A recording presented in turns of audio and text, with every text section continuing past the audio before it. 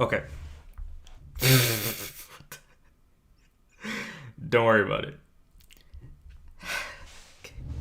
So, um, I guess I'm streaming now. I hope it works. Let me just test it out. Let's see if this works. Let's see.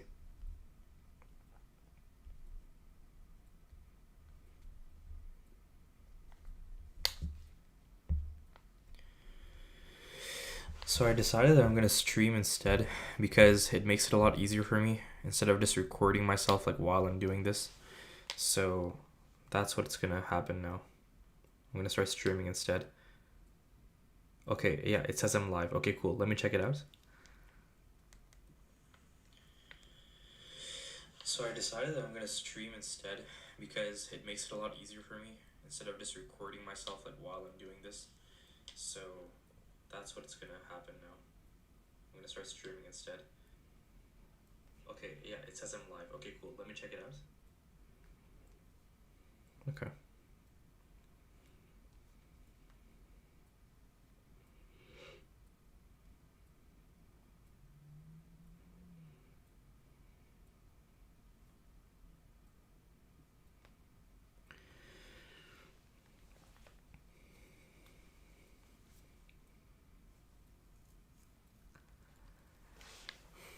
Okay. So this is actually really good now that I'm streaming instead because now I can like now if I like make any weird noises or if I like say something strange or whatever, like it's here forever. Like I'm cooked. But otherwise it's so much easier now for me to actually like just code instead of worrying about um like now I don't have to worry about like editing the video and posting it and whatnot. Yeah, I think this is good. Anyway, so what I'm doing today is this is I guess day 2 of me trying to become a cracked dev. Um but yeah, last time I was learning Java and that's what I was doing. Oh, I have a warning. What is it? Warning, the stream. Wait, what? What's going on?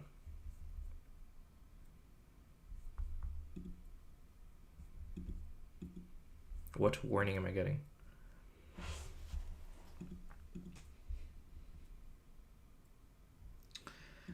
Okay. I don't get it. What's going on?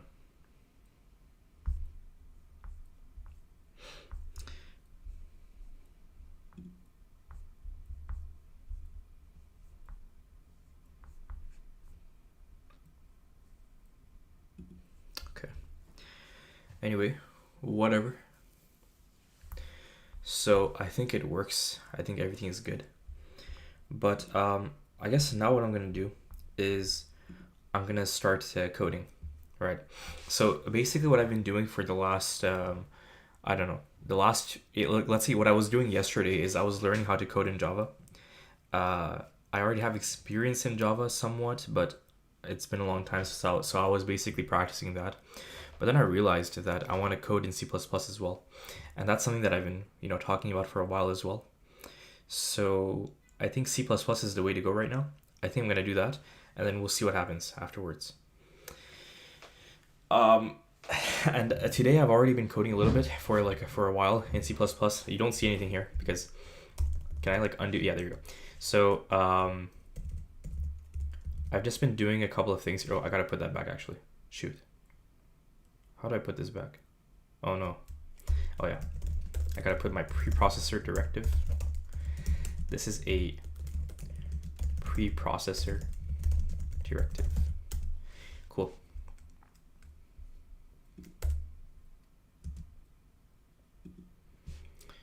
Is this how you do it? Is this good? If I try to run the program, does it work? I'm 20. Ryan Khan. Cool. Okay, cool. So basically, I have like a little bit of an idea about how it works. C++, that is. Like I learned a little bit about it. I learned that C++, it has this standard namespace, and you can use cout, cin to get to put stuff to the screen, to get input, etc., etc. Variables, declarations, etc., etc. This operator, which puts basically put to, but yet again, I'm not really sure exactly how it works. So basically, I'm learning through this website called learnc++.com. And apparently it's a very nice website. It's a very, very good website to learn C++. I guess the reason as to why that is because it's very comprehensive, and it's very like it's very lengthy, and it explains things very in depth, and that's very good. Speaking about getting in depth with C++, there's this like YouTuber that I watch a lot, and his name is The Coding Jesus. And The Coding Jesus, he does like these mock interviews in C++ often with people. Like people hop onto his stream, and then he just mock interviews people. And sometimes those interviews go well for them, sometimes not. But like by watching so many of those videos of his, like just for fun, I feel like I have some idea of like what are the fundamental things you should be knowing about C++ in terms, to really be able to claim that like I understand the fundamentals of C++. Like what are those things that you should be learning? So with all that being said, I found that learncpp.com, it's probably the place for me to be if I want to learn all those things, rather than watching like a tutorial from like Vibecoder or something. By the way, if you don't know who Vibecoder is a YouTuber who makes tutorial videos on languages, and he's very good. But I feel like I would benefit more by reading something, and like with something like very lengthy and in depth. So that's why I'm reading this. Okay, enough yap. Let's do this. So I was reading about variable assignment and initialization. So let's continue reading, I guess. Let's see.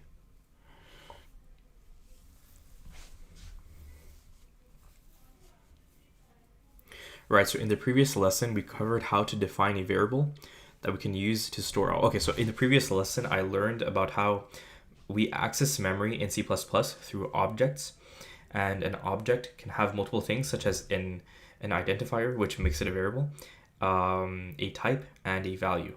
Yeah, so that's how we access memory. Right, and memory is allocated in runtime. So the compiler, when we define variables, the compiler makes a note to itself like, okay, there's this variable, there's this object, well, there's this variable that we're gonna allocate memory for later on, maybe, and yeah, and in runtime it actually happens. Memory is actually allocated either in RAM or a CPU register. Okay, cool.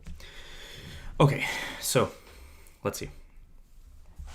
So I'm gonna delete all this stuff. If I remember how to use this, I think I go visual mode like this, and I delete everything. Cool. Let's delete everything here. So I'm gonna put my preprocessor directive. I try to keep saying that to myself so I can remember what it's called. It's called a preprocessor directive. And then I'm going to define my main function. And well, it's gonna return 0, but it's gonna otherwise also do other stuff. So yeah. Okay, this is a lot of white space. Okay. So basically I can, let's say, define this variable. I can define this variable, also this one at the same time, and I can say that x is equal to 10, and I can do something like this. Let's see what happens. Oh, I need to, oops, yeah, that was from a previous program. Let me see. If I save it like this, there we go. Not run it. It prints 10. However, I need to also put a line break. So something like this. Okay. Boom, there we go. Okay, cool. So that's how it works. Thank you very much, Justin. I appreciate it. That's actually very much appreciated. And yeah, I'm also really invested in my journey. I don't even know what to tell you, but yeah, thank you very much. I appreciate it, boss. Yeah. Yeah, as I was saying, by the way, like the reason as to why I'm streaming, honestly, is it's because like it's so much easier for me to just post it directly on YouTube when I'm done. Like I could just finish the stream and it's there on YouTube, right? Whereas if I record it and I like want to cut out parts and whatnot, that's good, but like it takes a while to upload it, and it takes, it's such a bother. So that's why I'm streaming. So yeah, awesome. Yeah, I know a lot of people relate to this journey as well. Like I'm really glad that you relate to it, but yeah, like as I was saying, I think in like one of my previous videos, I think the first video that I made, like me not knowing how to code, but like being like very, involved in the CS world, it made me feel very like, what the hell, like I'm such a weak individual. Yeah, I was like, oh man, like how am I a CS student, a second year CS student, but I don't know how to code? Like that just, it doesn't make any sense. So yeah, that's what I'm doing. Okay, anyway, let me concentrate. Okay. Let's see. As a reminder, it is preferred to define one variable per line, right? Okay, fine, no worries. Assignment operator, this is fine. And this puts width to the screen, it prints 5. 7, okay, cool, we changed the value, okay. We can make it not be changed, like, okay, if I remember correctly. So if I go like this, and I just, wait, hold on. So I'm gonna go to the end of the line, visual, like this. Actually like that, delete. I'm gonna insert again. If I remember correctly, I can put const, like let's say something like this, let's say. If I try to reassign the variable here, if I remember correctly, this is gonna not compile. Yeah, see, I think it already is throwing an error here. It must be, it's read only right now, so that's a problem. Okay, so basically const will help me do that, but I don't need that right now. So this is good. So now I'm gonna just do this and it prints it. However, if I want to make sure that it prints correctly to the next line, I'll just add this for now. Oops. Bada beam, bada boom, saved. Awesome. Okay, good. Anyway, so what was I saying? Okay.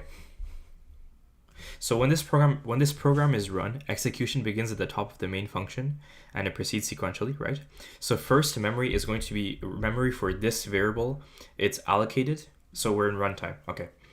And then we assign the value 5 to it. So this variable now, it has 3 things. It has an identifier. Well, this object has 3 things, which is an identifier, which is width, and that makes it a variable essentially. It has a value, which is 5 over here for now, or 7, which is it is essentially changed to 2. And otherwise, it also has a type, which is int. Okay, cool. Now, let's see. Okay, that's fine. Let's see.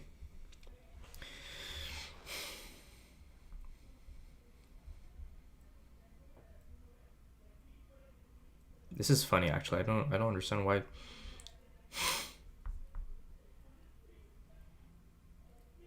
What? Wait, what's going on here? For example, the following statement, but wait, hold on. I gotta read this. What the heck is going on here? One downside of assignment is that assigning a value to a just defined object requires 2 statements. One to define the variable, okay, and another to assign the value. These 2 steps can be combined. When an object is defined, you can optionally provide an initial value for the object, of course. The process of specifying an initial value is called initialization, and the syntax to initialize it is called an initializer. Okay. So, for example, the following statement both defines a variable named width of type int, and it initializes it with the value 5. What is going on here? Why is it like this? All right, well, let's try it out, I guess. What the hell? Let's delete some of this stuff, I guess. I keep deleting that by accident.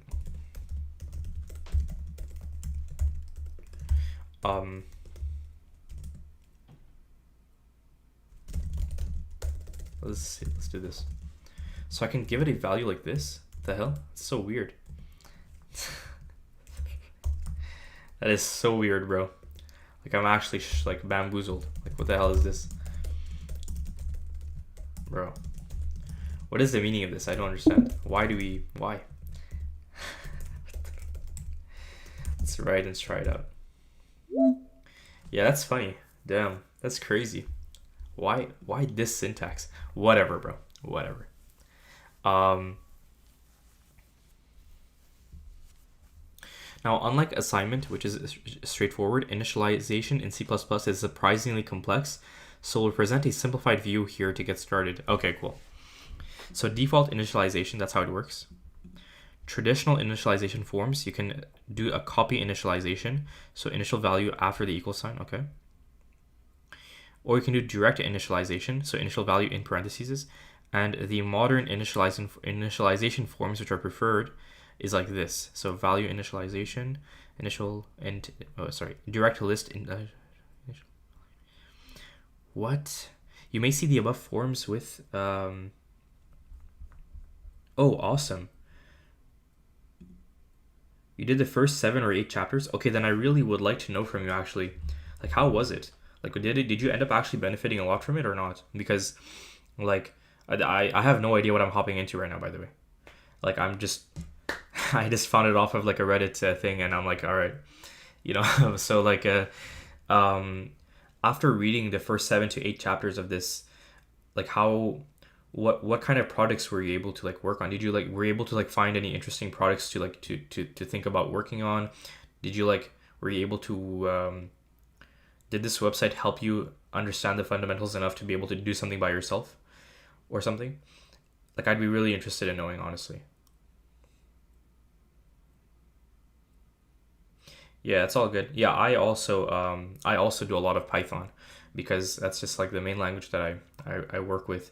But but yeah, thank you very much. I appreciate it, man. Um,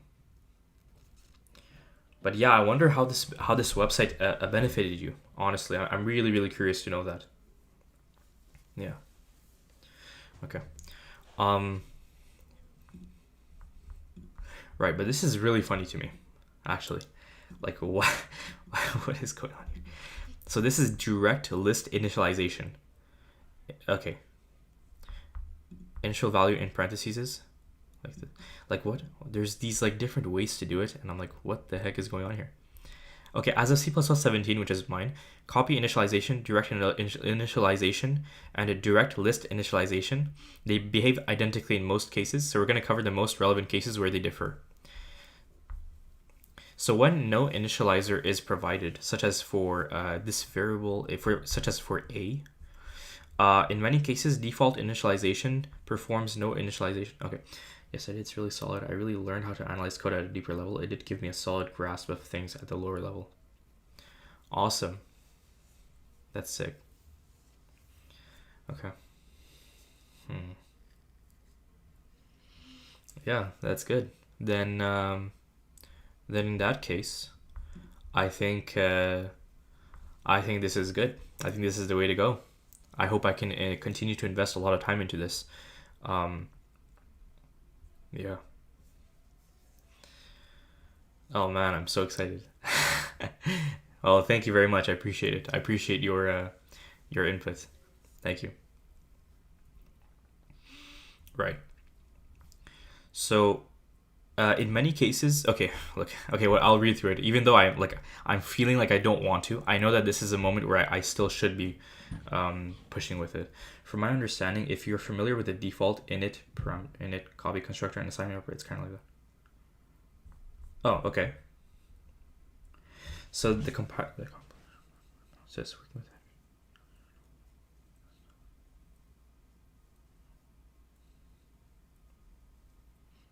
okay, I see.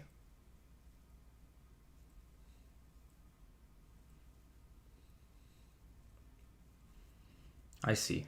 All right.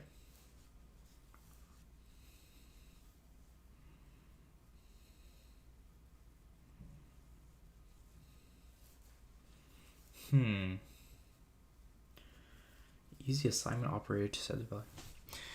Yeah, I see. Interesting. Well, I think it's actually about to explain really more in depth, like the different situations where it like they differ from each other, because in C++17 they started behaving in very similar ways, except in specific situations, and that's what I think I'm reading about right now. Okay, so let me read this. When no initializer is provided, such as for the variable a, where it's not just like this, Um, let's see. This is called a default initialization. In many cases, default initialization performs no initialization, and it leaves the variable with an indeterminate value, so a value that is not predictable, and it's sometimes called a garbage value, right? Okay, I see where this is going. Okay. When an initial value is provided after an equal sign, it's called copy initialization, okay? And this form of initialization was inherited from the C language, okay? And much like copy assignment, this copies the value on the right side. It had fallen out of favor in modern C++ due to being less efficient than other forms of initialization for some complex types. However, C++ remedied the bulk of these issues. And copy initialization is now finding new advocates. Okay.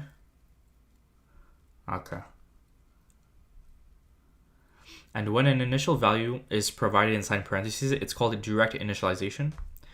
Okay.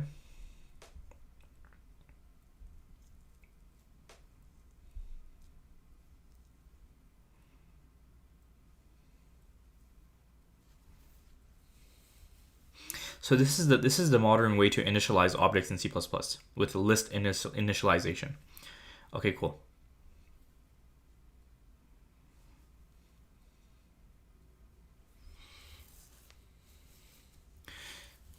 So you can direct list initialization like this, or you can copy list initialization like this. But how? I wonder in what. Wait, hold on. Like for instance, if I do something like this, and then I do something like this, or actually rather, let's do this, and then I do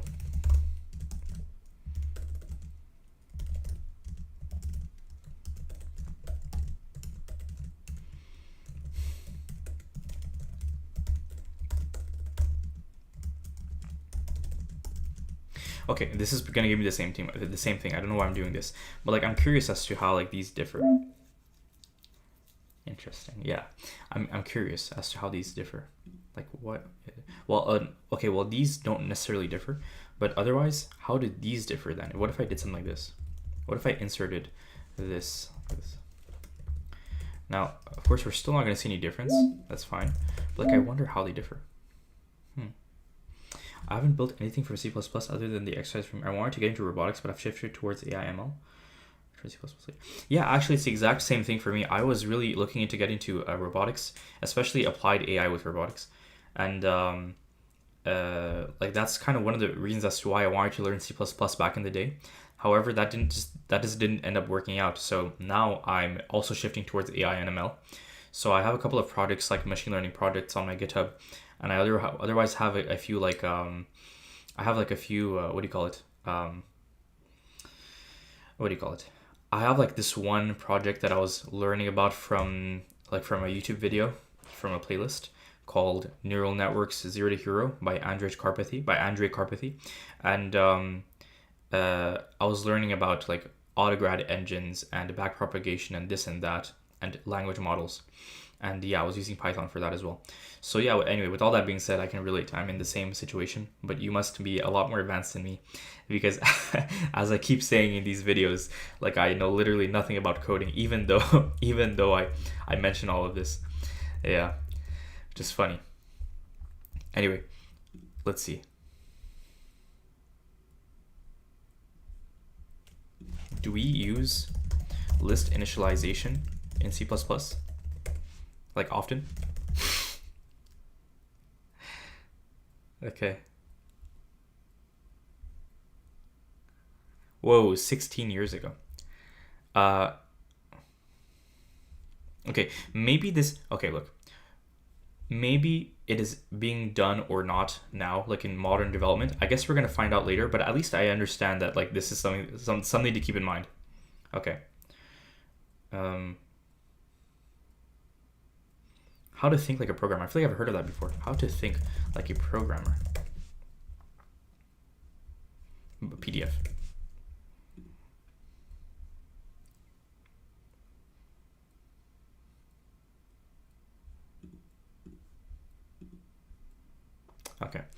Okay. Shoot, I hope that wasn't like a virus or something. Like this specific link. Like I've heard of this book before, but like I don't know if that link was like strange or something. But yeah, okay, I think I might have seen this book before, but I've never read it. No. Okay. Oh, this is interesting. Cool. Awesome.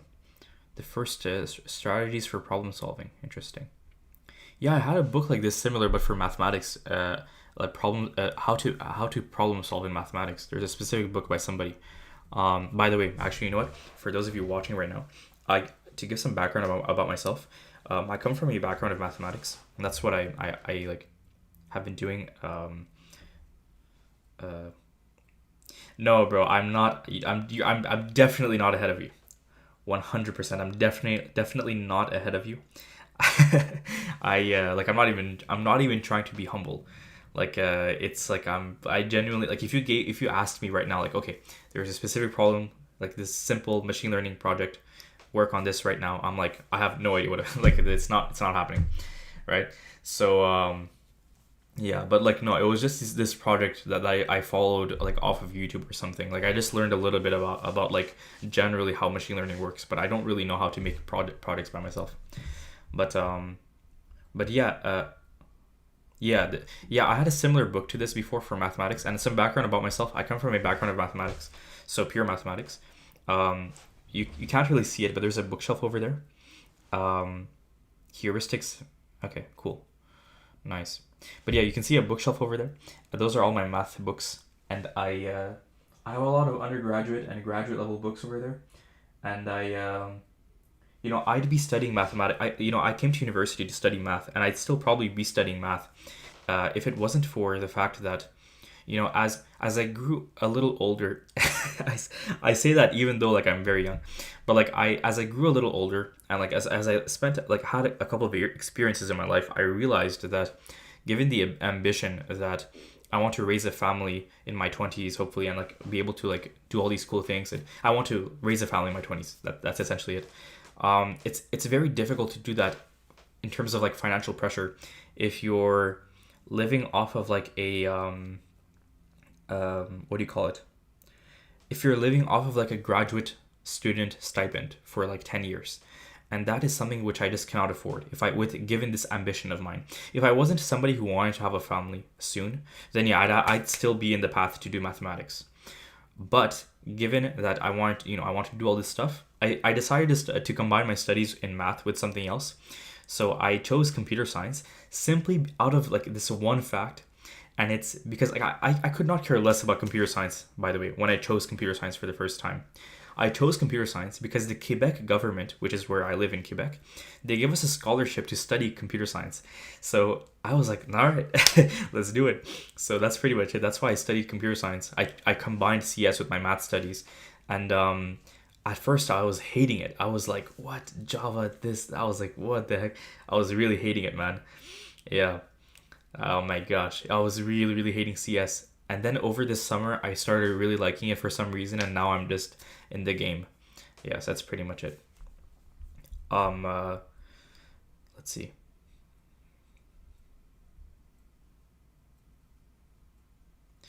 Linear algebra is the goal by March. That's sick.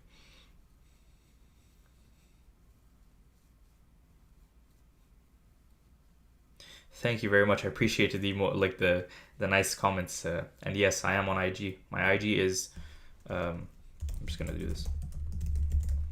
That's my IG. Yeah, I think it's probably my IG. Yeah. Yep. Anyway, that's some background about myself. I think I talked a lot and I just ended up forgetting about C++. plus plus. Let me get back to studying C++. Plus plus. What the hell? All right, let's keep going. Okay, so this is how you can do direct initialization, copy initialization, list direct initialization, and list copy initialization. Okay, I'll keep those in mind. Um,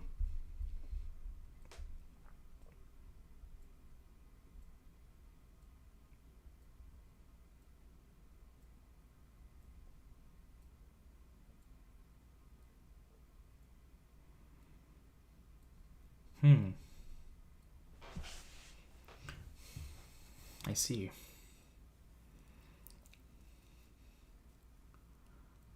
Okay.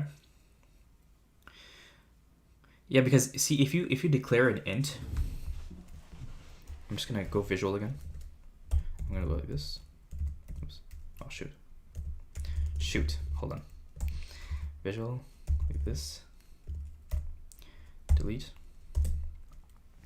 If I initialize this variable, let's say x, but then I make it a double like this, well, this is gonna be an error. Like if I do.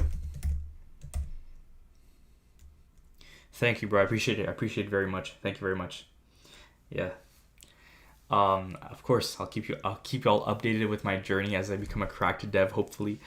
I'm just kidding. But yeah, this is the point of me uploading these videos, is so that like I can see myself, my own progress, but also so that people, if people are interested, then people can join as well. That's the cool thing. But right now I'm kind of interested as to what is going on here. Let me just save this. Oops. Yeah, there you go. So it doesn't work because I int, like when you're doing direct list initialization, you can't narrow down the value, like the what do you call it?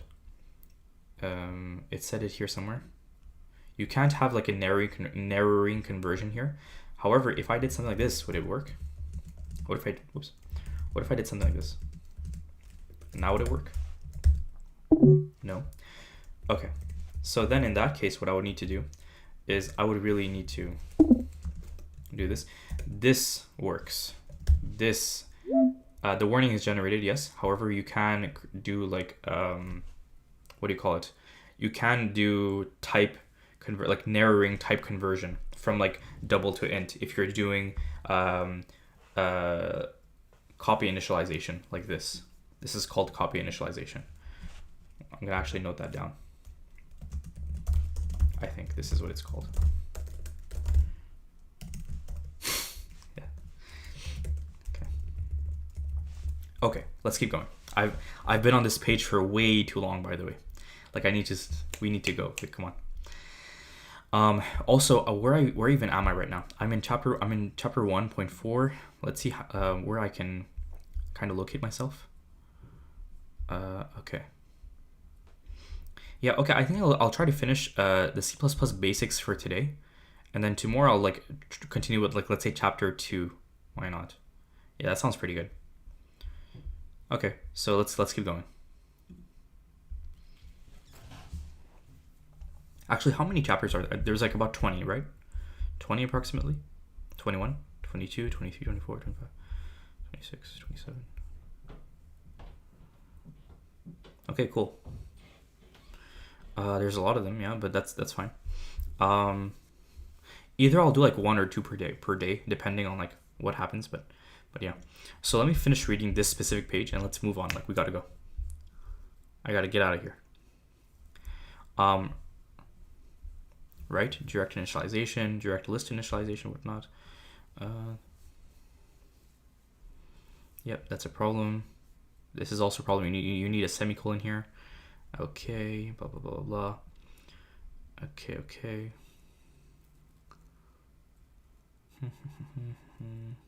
Yeah, there's a problem. Yeah, there's about like 27 chapters. Yeah. Okay. Yada warnings. There may be unused attributes. Okay, that's fine. Oh, here we go. Consider the case where we have a set of math physics that are used in many different. Okay.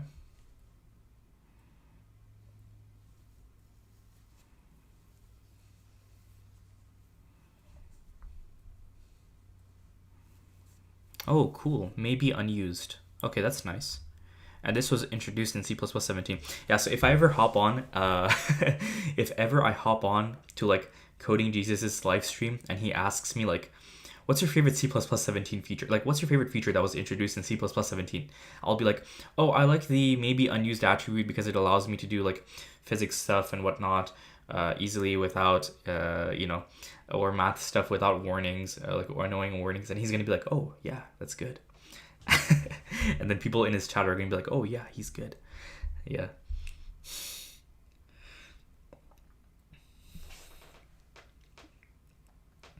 All right, sick. That's good to know. Okay, awesome.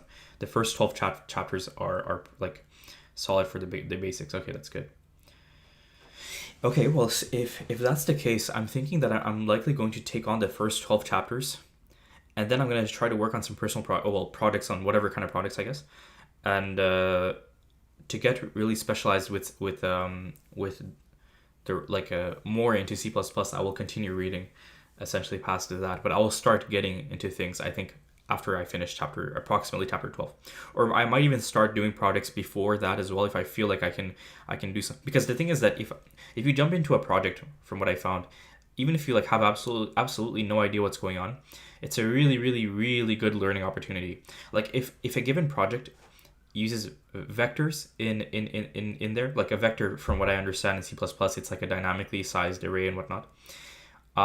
If I don't know what a vector is, but that project uses a vector, and I have not learned about vectors yet, like me searching online, like why are we doing this with the vector, why are we doing that, etc., like that is where learning happens. So I might not go up to chapter 12 and then work on projects. I might work on projects even sooner, maybe even like very very soon, but we'll see what happens. Okay, I gotta stop yapping, bro. Actually, like shut up, bro. like I'm talking to myself.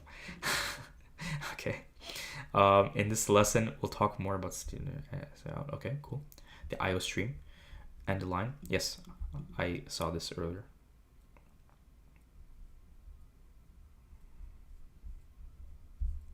Okay, so the input-output library is part of the C++ standard library that deals with basic input and output, and we'll use the functionality in this library to get input from the keyboard and output data to the console. So the IO part of it stands for input output. Okay, so to use this functionality, we need to include the IO stream header, right? So this preprocessor directive, yes.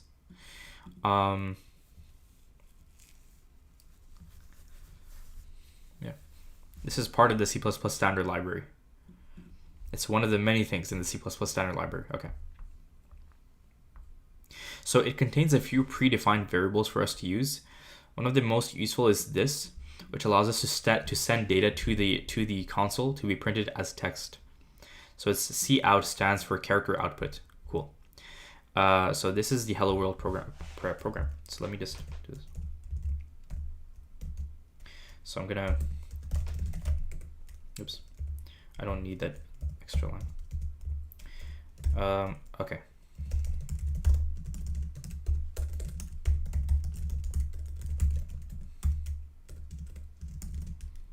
Now, from what I remember,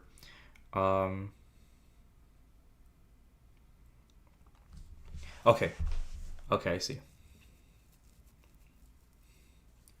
Chapter 7, 8 approximately. Okay, that sounds good. Yeah. All right, sick. Well, thank you very much. I appreciate it. Thanks, dog. It's much appreciated. Now, from what I remember, end line, it is similar to if we decide to use the breaking line character, like the new line character, but it refreshes something, like I forget what exactly it does, but it's like it's like more costly in terms of performance. So that's why if we don't want to refresh like something like a buffer or something or whatever, then we would rather use. Wait. Can I not type? Why is it not letting me type? Insert? No. Hello? What the hell? Right. Then instead of using this, we could use this, but this can also be used. Anyway. In this program, we have included IO streams so that we have access to standard cout. Inside our main function, we use it along with the insertion operator. So that's what it's called, insertion operator. It puts to, from what I understand, to send the text hello world to the console to be printed. Okay. So this can not only print text, but it can also print numbers. Okay, so it's like,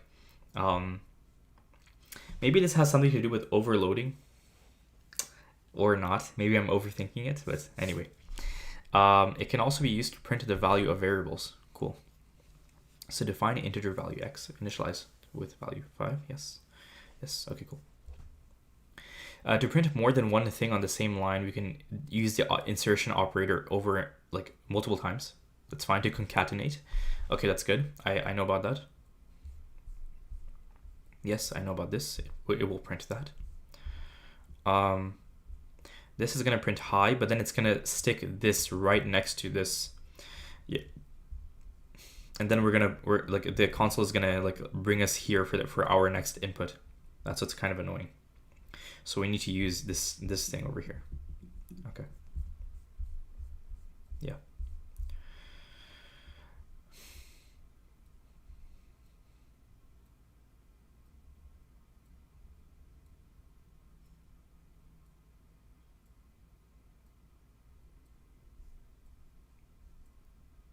Yeah, there you go.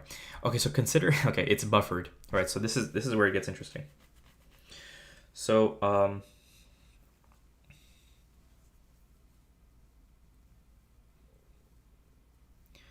did I say overflow by accident? That's not really what I meant actually. What I meant was how like I think I said overloaded. Like I don't know if that's the correct terminology, but it's basically how a certain part of a of a programming, like I mean a certain part of, like, let's say a function or some sort of object, well actually specifically a function that can take in something and do something. Well, standard character output, this I'm assuming it works as kind of like a function which takes this string and it does something to it, which is that it outputs it. However, because it can take things of multiple types, and because functions, they, by the way, this is all assuming that this works like a function. If not, then okay, forget about it. But if this is a function, then this function would be like overloaded in some sense, because you can take things of multiple types and it will still do things with those things. So it can take strings, it can take characters, integers, doubles, etc., and it will do a similar kind of thing with all of them, which is to print them to the console. But that is based on the idea that this might be a function. If it's not, then okay, well, let's see actually. Is this a function? No, it's not a function. Okay. It's a global object defined within this. Okay. So, oh, there you go. Yeah, you are employing an overloaded operator, which is a special kind of function call. Okay, so this is overloaded maybe. Okay. It's a special kind of, yeah, there you go. Yes, yes, yes. It's a member function of this, blah, blah, blah, blah. Yes, so this is overloaded, this operator, the puts to operator, because it can take multiple kinds of types of things. Yeah. Anyway, so what was I reading here? Standard C out is buffered. Consider a roller coaster ride at your favorite amusement park. Passengers show up at some variable rate and get in line. Periodic. Wait, let me read this again, bro. My brain is just.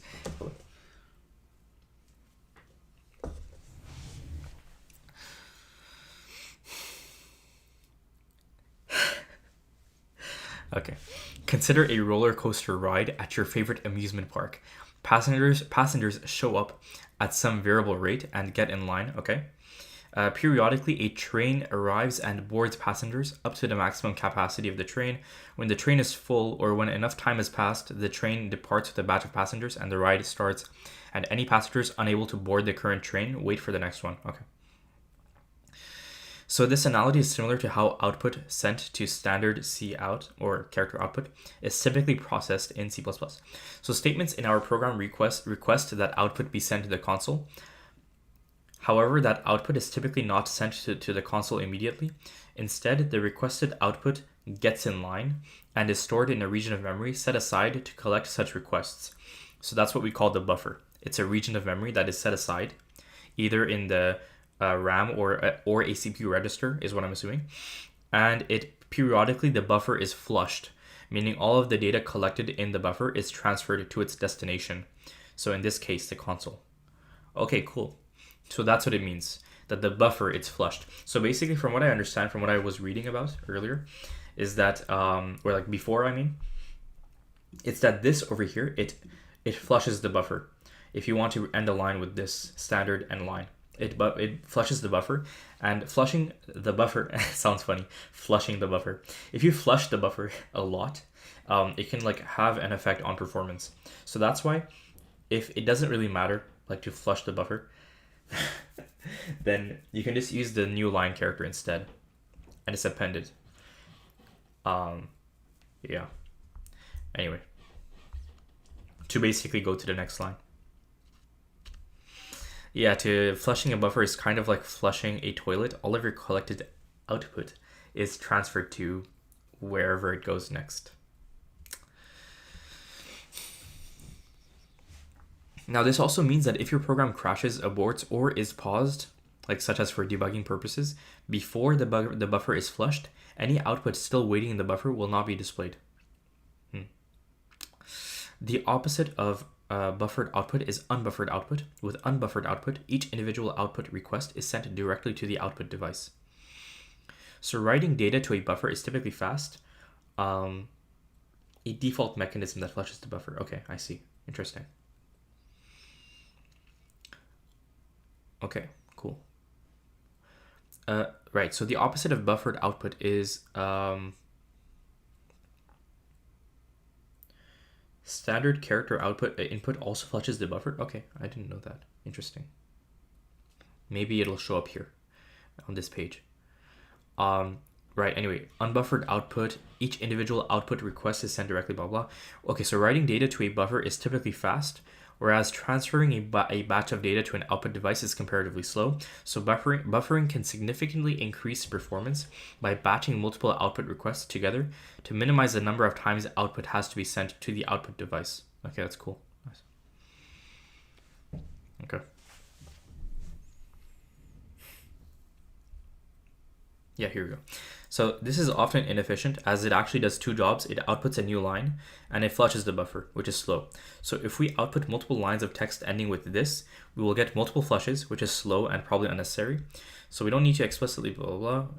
C++'s output system is designed to self-flush periodically, and it's both simpler and more efficient to let it flush itself, which is what you're talking about.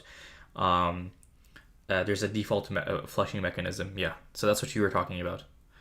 Okay. Now to output a new line without flushing the output buffer, we use this instead. Okay, cool. Awesome. It's more concise, blah, blah. And there you go. Okay, sick.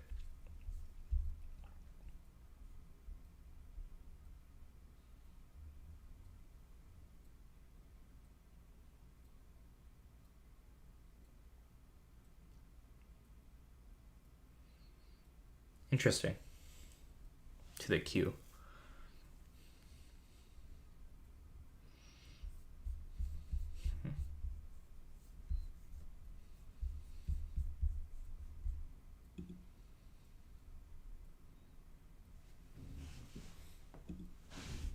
Okay.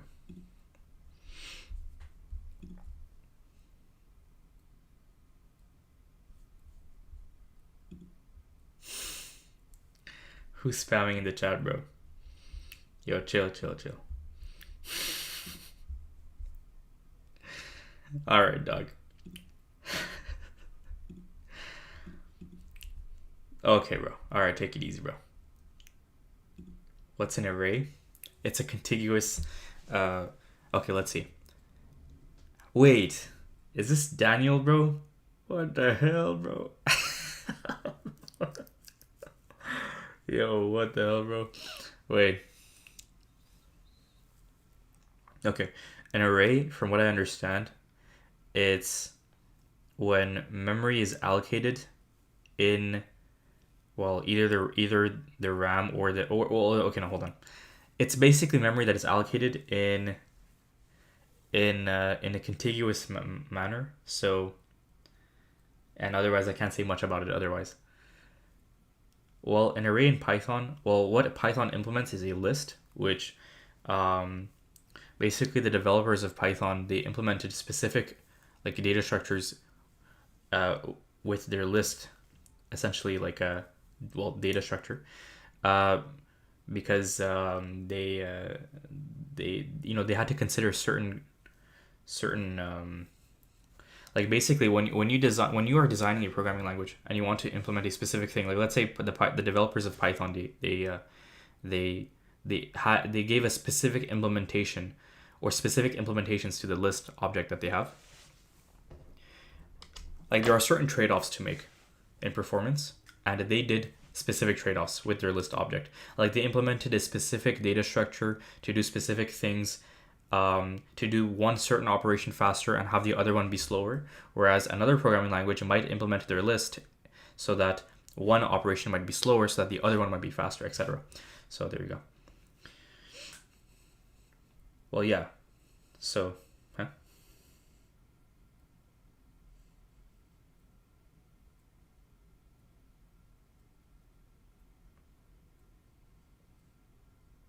Interesting. Because it's tied to standard character output by default, calling standard will flush automatically before reading input. Interesting. Okay. Okay, interesting. That's cool. Interesting. By the way, bro, DG4014, are you Daniel, bro? Is this Daniel? Bro, like just say yes or no, bro, before I can go back to concentrating, or else I won't be able to concentrate. I need to know if it's you, bro. I'm gonna see if I received like a text message or something.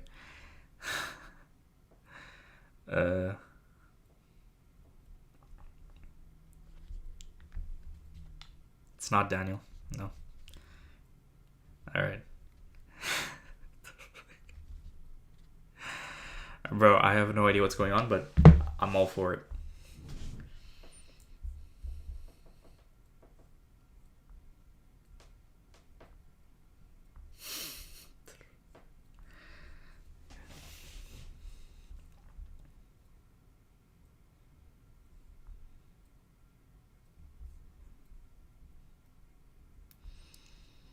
Bro, I think DG4014 is my friend just trolling, bro.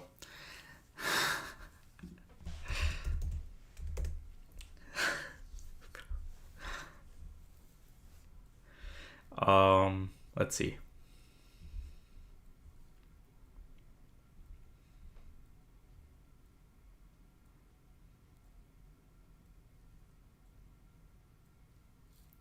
Am I the next iShow Speed? No. I'm just recording this streaming for myself, honestly. Like, I just want to see my own progress. But if people want to join, then you join. And I'm glad when I see people joining. I'm very happy. Yeah. Okay.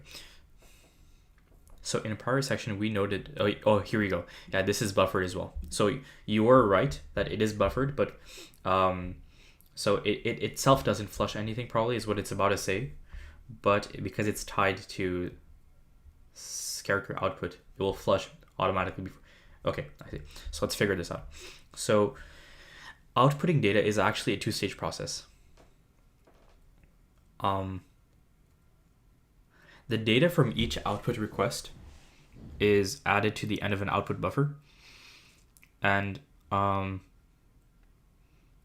later data from the front of the output buffer is flushed to the output device, which is the console. So adding data to the end of a buffer and removing it from the front of a buffer ensures the data is processed in the same order in which it was added. This is sometimes called first in, first out. So this buffer, it implements a queued in, like the queue kind of data structure, or abstract data structure, or abstract type, or heap. I don't know. Priority queue? Yeah. Okay. Similarly, inputting data is also a two-stage process. So the individual characters you enter as an input are added to the end of an input buffer inside standard character input. And the enter key, which is pressed to submit the data, is also stored as a new line character. Okay, I see. So it's stored as that, okay. And the extraction operator, it removes characters from the end of the input buffer and converts them into a value that is assigned via copy assignment, okay, to the associated variable. And this variable can then be used in subsequent statements. And I'm assuming that when it sees this new line character, that's when it ends. Okay, so that's why, yes, okay, now I understand. So when you enter, you submit. The way that the buffer, the way that standard character input recognizes that you finished writing is with that new line character, which happens when you press enter. However, suppose that you are doing something like this. Suppose you, I don't know. Suppose you do something like this. Like, let's say,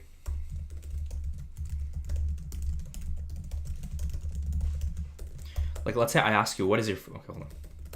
It's so annoying. what's your full name? Wait.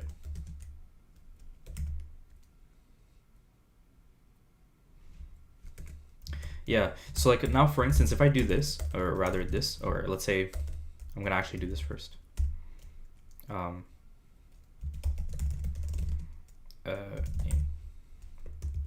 So now if I do something like this, name, and then let's say one more time I do,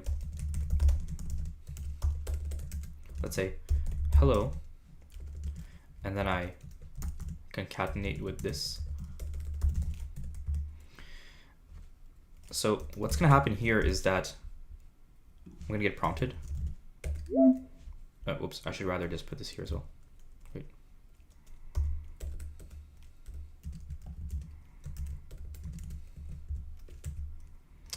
Oh my god, this is so annoying, bro. Okay.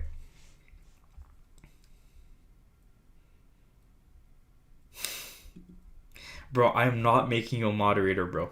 You're gonna ban everybody from my stream and nobody's gonna watch anymore. Bro. But yeah, so basically now if I put my name, so what happened here is that, okay, that worked, but if I, let's say instead I put something like, let's say Ryan and my last name, then it doesn't do that because it recognized the new line character over here.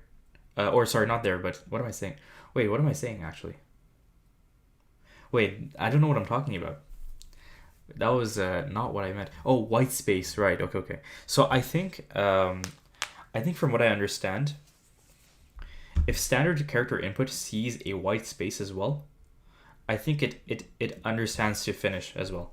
So to get over that, I think there's like a function that you can use called like get string or something, or get character or something. I forget what it's called. It's probably going to talk about it here, but basically there's this, like, if you write something with white spaces in them, like as in space characters, then there's an issue here. So there's something to do special here, like you use a special function from the standard library, but that's probably going to be mentioned later. So let's see.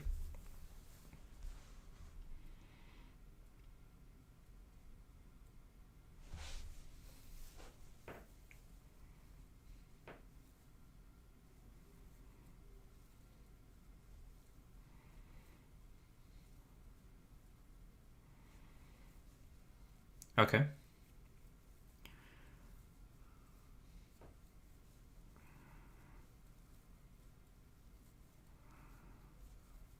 Right, there you go. Extraction stops at the space. Now, when this is encountered, the program will not wait for input. Instead, the 5 that is still in the input buffer, it is extracted to the variable y. Boom, there you go. Yes, I see. There you go. And the program that then prints you entered 4 and 5. Okay. Yeah, let me try it out actually. I want to write this out and like try to see if I can understand it by myself. So I'm gonna, visual mode, go up and delete. Okay, let's do this. So first I'm gonna put here. My God, this is so annoying, by the way. Like if I do this and I quickly press space, often I end up pressing option at the same time, and it just puts this like invisible character instead of space. Like it's because of Mac. It's so annoying, bro. Oh my gosh. Anyway, right, what was I doing? Okay, so enter 2 numbers, and it's gonna end there. Now we're gonna initialize this to have nothing with direct list initialization. This is going to basically, we can write something and it's gonna put it inside of X, and we're going to do the same thing here, and we're gonna do this.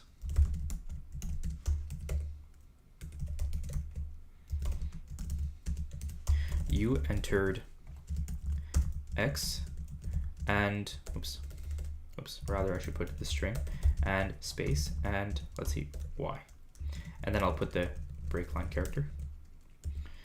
Okay, cool. So basically what's happening here is that I'll enter two numbers like this. Oops. I'll just insert a space here. So basically what's happening here is that when I enter two numbers, the reason as to why only one prompt is working here is because when I wrote 1 and 2, this white space character, or this space character basically, it like standard, this first thing over here, when it or rather no, this over here, when it wait, hold on, no, right, so in the buffer I had those two numbers that I put, but the white space, when I essentially when I took what was in input and I tried to put it to X, it stopped at the white space. And then when I try to put whatever is here, still here, into Y, well, whatever is left is basically the next number, and then like the new line character. So that's how it knows to take that, just that second number. So the white space basically allows to kind of stop looking into character input. That's cool. Awesome.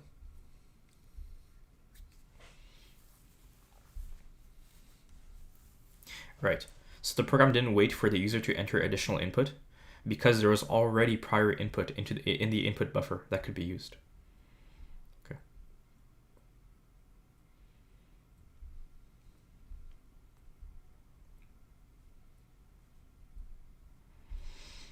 Yeah.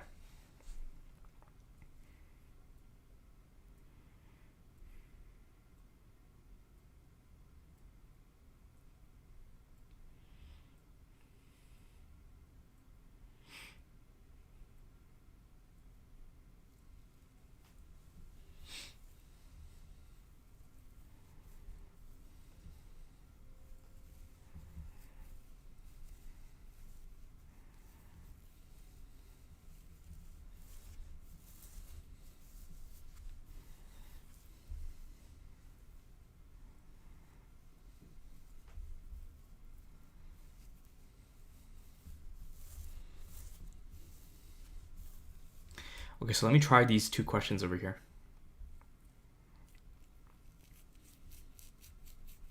And then I'm going to finish it for today, I think. Because actually there's a lot more to do. But like I have other stuff to do today. So I'm going to actually end here with these two questions that I'm going to try to solve. So the first question is to write this program. I'll just write it very quickly. So I'll just get over here, visual, go up.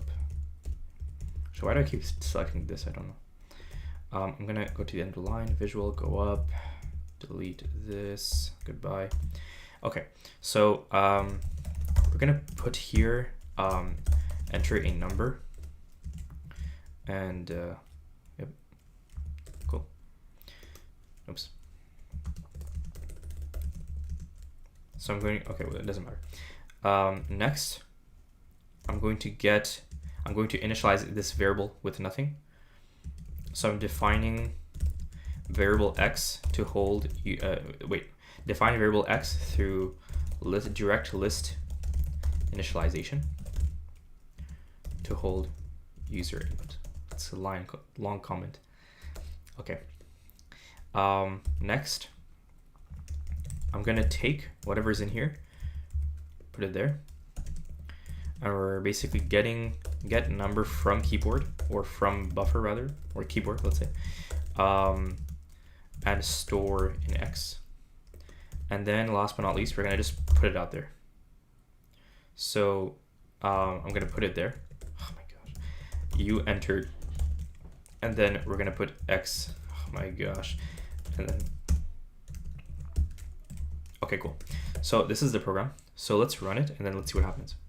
So if I put a letter, like a H, what's gonna happen? You entered 0. Okay. What if I do it again? Like, let's say J, you entered 0. Okay. So for some reason, it's whenever I put a number, like a letter, it shows 0.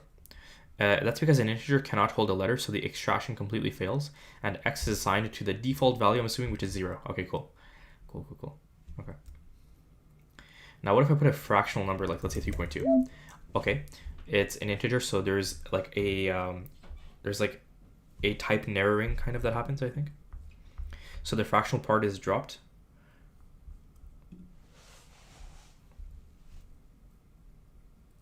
C++ project. I'm interested in seeing what C++ project you're about to drop. Yo.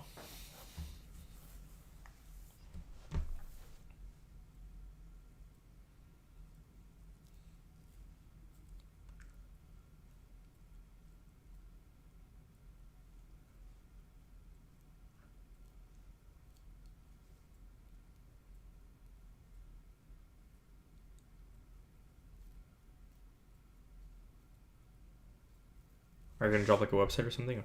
Anyway. Let's see. Alright, so given the number 3.2, the 3 gets extracted, but this is, okay. I see. So it's not because it's being rounded, not because it's like an integer or whatever, but it's because this is an invalid character, so the extraction stops there. And that remains for a future extraction attempt. Okay, interesting. And if you're wondering why this isn't a disallowed Nairing conversion, that's because Nairing conversions are only disallowed during list initialization, which happens on line 6. Yes, okay. The extraction happens on line 7. Okay, I see. Okay, cool, awesome. I get that. That's cool. Let's try it again. And this time we're going to put in like a small negative number. That works. So a minus sign at the beginning of a number is acceptable, so it's extracted. And the remaining numbers are also work. So what about a word? How about a word like hello? Hello. Okay, again, the extraction failed because it's not an integer. A really big number. Let's try a really big number, like 3, like this. Yeah, so it reached its maximum like overflow kind of thing. I got exactly that. X can only hold the numbers up to a certain size. So because the integer type. So if you enter a value larger than the largest number X can hold, it will be set to the largest number, which is probably this, which it is. We discussed this further in signed integers. Okay, good to know. Okay, let's try that instead. What if I put 1, 2, 3, ABC? 1, 2, 3. I see the extraction stopped at A. They are left for a later extraction. Now, what if I try ABC 1, 2, 3? I think it's going to give 0. It gave 0. It failed. Awesome. Now, what about the plus symbol? Wait.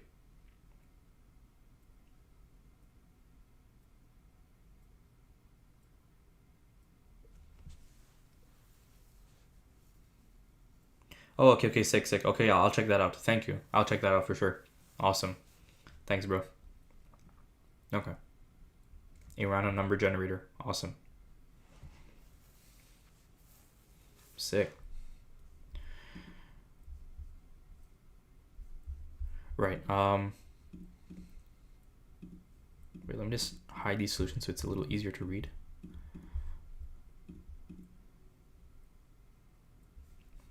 Right, so I saw using namespace std below the header to avoid rewriting it every single time.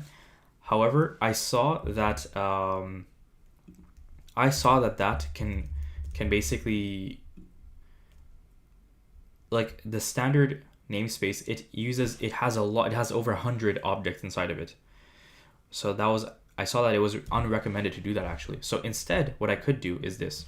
So basically, instead of like doing using namespace and doing that, what I could do is I could just do, let's say, this. And I'm not sure if I can, wait. I'm not sure if I can also do this at the same time. I can. So now what I can do is, instead of writing std every single time, now I can just, let me just go back to this. Now what I can do is I can do this.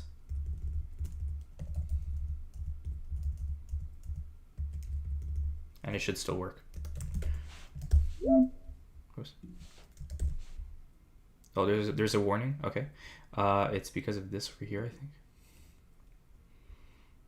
Should I? Oh, it's because I'm putting them on the same line. Maybe. How about I just break these apart then? Why not? Wait, let me just close this program. I'm gonna basically move. Oops. I'm gonna move this down here.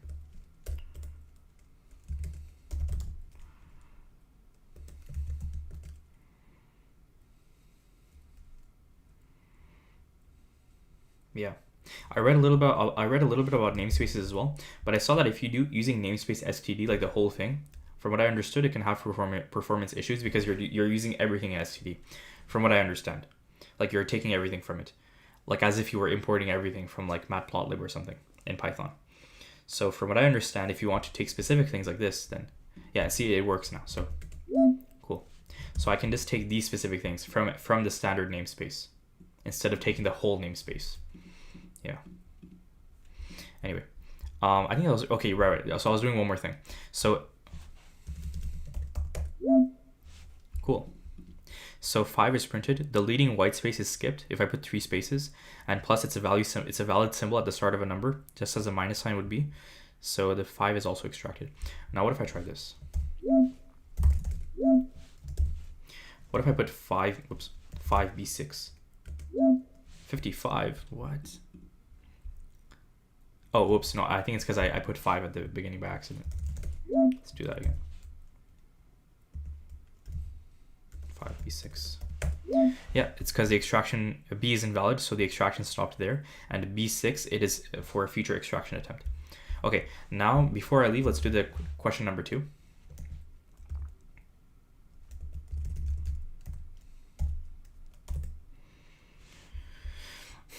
Ask the user to enter 3 values.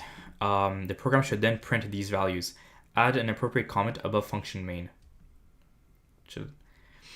Okay, whatever. So, okay, so let's try this out. So first, I'm gonna take something from standard.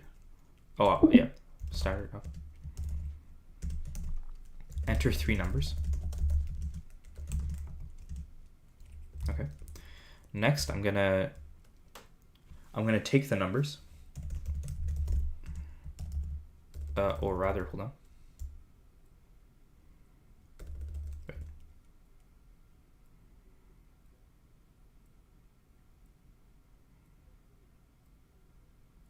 Okay, wait. Now I'm going to initialize these 3 numbers like this.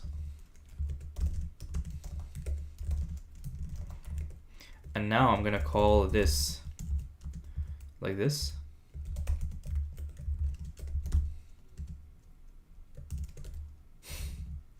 Oh, whoops, that's the wrong side. So let's see if I remember how to do this correctly from just like 3 seconds ago. Oops. So I might be making a mistake here, but if I am, that's fine. So I'm just trying to see if I can solve this problem, and if not, then I made a mistake, but that's fine. So then we're gonna put you entered